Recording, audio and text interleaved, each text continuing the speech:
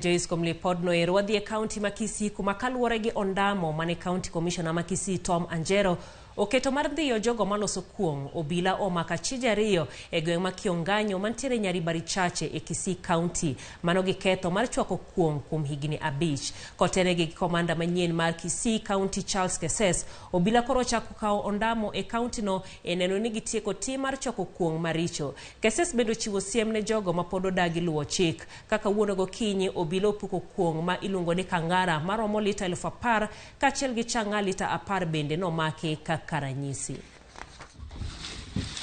Is illegal brewing of this chang'a at this place. So we planned and we started our operation this morning.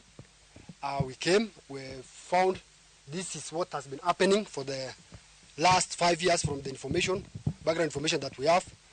We arrested the owner, somebody called Jacqueline Kemunto,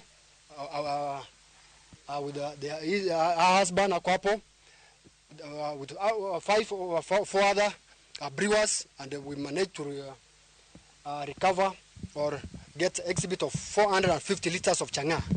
We have also destroyed about 10,000 liters of Kangara.